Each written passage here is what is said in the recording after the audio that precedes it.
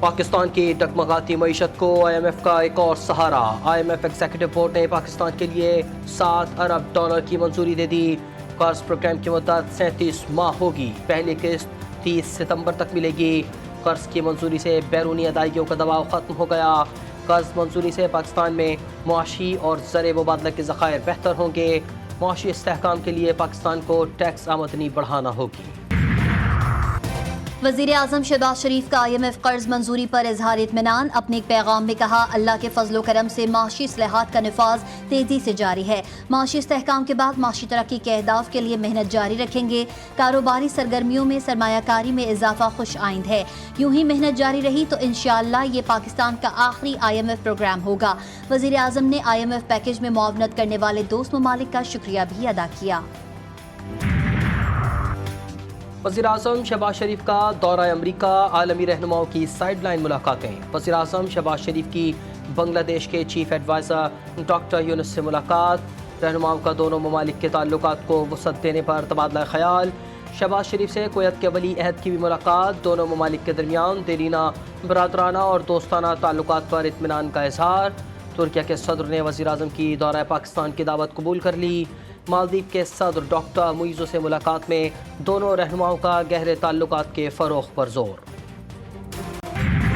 Solar net metering systems کا فائدہ امیر کو ہو رہا ہے، یہ بڑا کلیئر ہے۔ People who are in the higher income level groups they can only afford to make this investment. کہ الیکٹرک کو خدا تعالیٰ ہدایت عطا فرمائے، ہم بھی ریگولیٹر کے ساتھ کوشش کر رہے ہیں کہ الیکٹرک کو اللہ ہی ہدایت دے۔ کراچی والوں کو مہنگی بجلی ملتی ہے۔ وفاقی وزیر توانائی سردار اویس خان لغاری کا اعتراف۔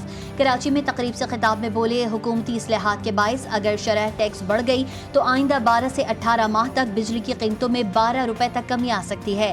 IPPs خود سے نظر ثانی کر لیں یا پھر فورینزک آڈٹ کے لیے تیار ہو جائیں۔ میں اپنے نوجوانوں سے یہ پوچھنا چاہتی ہوں کہ کیا آپ ایک ایسا پاکستان چاہتے ہو کہ جس کے اندر گالی گلوچ ہو؟ میں بھی آج بڑکے لگانے والوں میں سے ہوں، تو میں کہوں میں فلاں صوبے میں جا کے جلسہ کرنے لگی ہوں اور میں فلاں صوبے میں جا کے گھراؤ جلاؤ کرنے لگی ہوں، یہ تو بہت آسان کام ہے کرنا۔ کام کچھ کرنا نہیں ہے اور گالی نکالنی ہے۔ کچھ لوگوں نے سیاست کو بدنام کیا ہوا ہے۔ جب منہ کھولتے ہیں غلاظت کے ڈھیر نکلتے ہیں۔ بڑکے لگانا اور جلاؤ گھراؤ کرنا آسان ہے، پنجاب آ کر قانون توڑیں گے تو منہ توڑ جواب ملے گا۔ وزیر اعلیٰ مریم نواز کا فیصل آباد میں تقریب سے خطاب۔ وزیر اعلیٰ KP کے علی امین گنڈاپور پر تنقید کرتے ہوئے کہا، کیا نوجوان ایسا پاکستان چاہتے ہیں جس میں گالم گلوچ اور جلاؤ گھیراؤ ہو؟ تمہارا کام دوسرے صوبوں پر لشکر انداز ہو کر حملہ کرنا نہیں۔ اچھی سیاست نہیں کریں گے تو ملک آگے نہیں بڑھے گا۔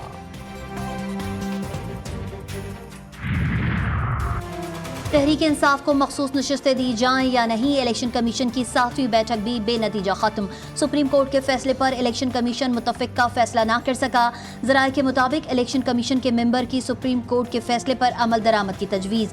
ممبران نے موقف اختیار کیا کہ کیا ہمیں اپنے اختیارات اور قانون کو سرنڈر کر دینا چاہیے۔ فیصلے پر عمل درآمد نہ کر کے توہین عدالت کا مرتکب نہیں ہونا چاہیے۔ الیکشن کمیشن کا ایک اور اجلاس آج ہونے کا امکان۔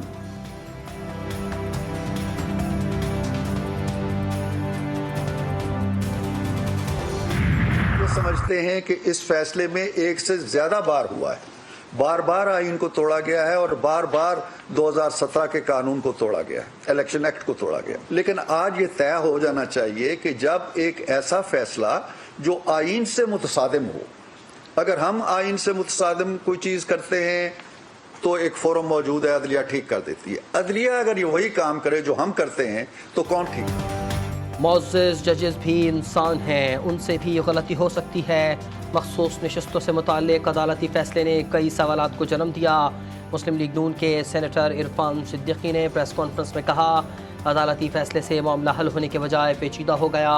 پارلیمنٹ میں قانون سازی ایک جامع عمل ہے، اگر پارلیمنٹ کوئی غلطی کرے تو عدلیہ اصلاح کر دیتی ہے۔ عدلیہ آئین سے متصادم فیصلہ کرے تو کون ٹھیک کرے گا؟ بغیر کسی سیاسی تفرقہ بازی کے اس کا جواب تلاش کیا جائے۔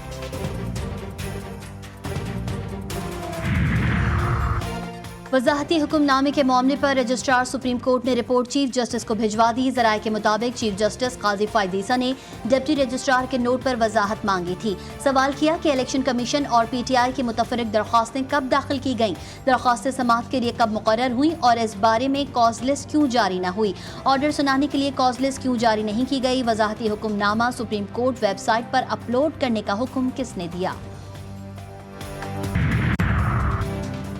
आईनी तरमीम साजिशों के जरिए बंद दरवाज़ों के पीछे नहीं होती।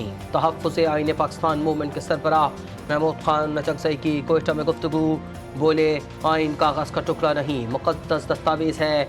आइन में तरमीम मुल्की और अवामी ज़रूरियात के मुताबिक इत्तेफ़ाक़ राय से होनी चाहिए। मौलाना फजलुर रहमान ने अगर मौजूदा शक्ल में आइनी तरमीम को तस्लीम किया तो उन्हें सियासी नुकसान होगा। ख्वाहिश है कि आईनी तरमीम इत्तेफाक राय से मंजूर हों, एक्सटेंशन मफादात की बुनियाद पर नहीं, ज़रूरियत की बुनियाद पर होनी चाहिए। जमीयत उलमा इस्लाम के सरबराह मौलाना फजलुर रहमान की इस्लामाबाद में सहाफ़ियों से गुफ्तगू, कहा हम चाहते हैं कि मफादात से बालातर होकर वसी तर कौमी मफाद में तरमीम हो। इंतखाबात में इदारों का किरदार मुल्क को मुत्तहद रखने की अलामत करार नहीं दिया जा सकता। लबनान में सयूनी फ़ौज की ताज़ा कार्रवाइयाँ, तायर शहर, वादी बेका और मायसरा समेत जनूबी और वस्ती लबनान में बमबारी, 51 शहरी जाँ बहक, 220 ज़ख्मी हो गए। हिज़्बुल्लाह का जवाबी वार, इसराइली खुफिया तंजीम मोसाद के हेडक्वार्टर पर अल-कादिर 1 मिज़ाइल दाग दिया, सायरन बुझ उठे। तल अवीव के बाद इसराइल के ज़ेर कब्ज़ा वादी सफ़्त पर भी मिज़ाइल हमले। वादी में एमरजेंसी नाफिज, सयूनी वज़ीर-ए-आज़म ने अक़वाम मुत्तहिदा की असम्बली इजलास में शिरकत मनसूख कर दी। लबनान में सयूनी हमलों में शहदा की तादाद 569 हो गई, 1900 ज़ख्मी। इसराइली हमलों से बचने के लिए सैकड़ों लबनानी शहरियों की नकल मकानी। इजराइल के खिलाफ जंग में अब तक हिजबुल्लाह कामयाब है, हतमी फतह भी मज़ाहमतकारों की होगी। ईरानी सुप्रीम लीडर आयतुल्लाह ख़ामनाई ने कहा कि इसराइल के खिलाफ जंग में हिजबुल्लाह और दूसरी मज़ाहमती क़ुव्वतें फातेह हैं। यही वजह है कि फ़लस्तीन और लबनान में ख़वातीन और बच्चों का कत्लेआम किया जा रहा है। आयतुल्लाह ख़ामनाई ने अमरीका के लबनान में पेजर और वॉकी टॉकी हमलों में मुलव्विस न होने का दावा मुस्तरद कर दिया। में लोगों की ज़िंदगियां बचाना, लोगों की मदद करना, लेकिन इस दौरान मेरी बदकिस्मती से मैं ऐसे लोगों के साथ कांटेक्ट में रही जिन लोगों ने मुझे बहुत बेकाया, मुझे इस तरह बेकाया कि मैं खुदकुश हमले करने के लिए खुद ही राज़ी हो गई। मैंने ये भी नहीं सोचा कि मेरे खुदकुश करने के बाद मेरी तो जान चली जाएगी, लेकिन मेरी वजह से कितनी लोगों की जान चली जा सकती है। कानून नाफिज करने वाले इदारों की अहम कामयाबी, तुर्बत से खातून खुदकुश बमबार पकड़ी गई, मीडिया के सामने पेश। गिरफ्तार अतीला बलोच के इंकशाफात, कहा ऐसे लोगों से रब्ता हुआ जिन्होंने खुदकुश बमबार बना दिया, ब्लैकमेल करके खुदकुश हमले के लिए तैयार किया गया, तो गलत रास्ते पर चल पड़ी थी, बड़े गुनाह से बच गई, बलोचिस्तान हुकूमत ने बचा लिया। अदीला बलोच की वालदा गुफ्तगू के दौरान नाबदीदा हो गई, कहा मेरी बेटी मेरा वाहिद सहारा है जो दहशत गर्दों ने छीन ली थी। वालिद का कहना था कि मेहनत मजदूरी करके अदीला को पढ़ाया, दहशत गर्द सिर्फ अपना मफाद देखते हैं, जो पहाड़ों पर जाते हैं उनका वापस आना मुमकिन नहीं होता। हुकूमत की मदद से मेरी बेटी बाजियाब हो गई। आखिरी एक पैगाम वो पहाड़ों के लिए भी है, जो पहाड़ों में बैठे हैं, वो भी बलूच हैं, हम भी बलूच हैं। आप मुझे बताएं, एक बलूच की बेटी को यहाँ उठा के ले जाए अपने फर्सत ज़ात के लिए, एक कहाँ का बलूच है। तिब्बी में बस अड्डे के करीब दस्ती बम धमाके में 13 साला बच्चा जाँ बहक, 4 अफराद जख्मी हो गए, लाश और जख्मी अस्पताल मुंतकिल। एक की हालत तशवीशनाक, पुलिस ने इलाके को घेरे में लेकर तहकीकात शुरू कर दी। कोयटा के इलाके बरूरी सज्जल रोड पर नामालूम अफराद की फायरिंग से माँ बेटा जाँ बहक। पुलिस के मुताबिक जाँ बहक माँ बेटा निजी टीवी चैनल के शहीद कैमरामैन शहजाद खान की सौतेली माँ और भाई थे। लाशें अस्पताल मुंतकिल, वाक़े की तहकीकात जारी। कराची में कोरंगी पुलिस की कार्रवाई, बाप बेटे पर फायरिंग के बाद जख्मी हालत में गिरफ्तार होने वाला डाकू हलाक। वाक़े की CCTV फुटेज GTV न्यूज़ को मौसूल। फुटेज में बाप बेटे को डाकुओं से गुत्थम गुत्था देखा जा सकता है। वाक़े में फायरिंग से बाप जाँ बहक, बेटा जख्मी हुआ था। गजा में इसराइली फ़ौज के मज़ालिम का सिलसिला जारी, सयूनी फ़ौज का नसीरात मुतासरीन कैंप में एम्बुलेंस पर हमला, متعدد فلسطینی شہید. غزہ کے علاقے خان یونس اور دیر البلح میں بھی شدید بمباری کے بعد لاشیں اور زخمی سڑکوں پر بکھرے پڑے ہیں. غزہ میں شہداء کی مجموعی تعداد 41,495 تک پہنچ گئی. مغربی کنارے سے 22 فلسطینیوں کو گرفتار کر لیا گیا. مراکش غزہ میں جنگی جرائم کے الزام میں اسرائیلی فوجی پر مقدمہ چلائے گا. غزہ میں ہر طرف تباہی اور قتل و غارت. وزارت صحت نے اسرائیلی حکام کی طرف سے بھیجا گیا لاشوں سے بھرا کنٹینر وصول کرنے سے انکار کر دیا. فلسطینی وزارت صحت کے مطابق بغیر شناخت کے لاشوں کو وصول نہیں کریں گے. اسرائیلی فوج کو ان تمام افراد کے مکمل کوائف دینا ہوں گے. شارجہ کرکٹ اسٹیڈیم میں women T20 world cup trophy کی رونمائی. تقریب میں ICC آفیشل سمیت دیگر شخصیات نے شرکت کی. ویمنز T20 ورلڈ کپ کا آغاز 3 اکتوبر سے ہوگا. 10 ٹیموں کے درمیان 23 میچز شارجہ اور دبئی میں کھیلے جائیں گے. پاکستانی ٹیسٹ پلیئرز کی کارکردگی پر سابق high performance coach Yasir Arafat کا تشویش کا اظہار. ٹیسٹ اسکواڈ پر بھی تنقید. کہا ملک میں کرکٹ اور کرکٹرز کا خیال نہیں رکھا جا رہا.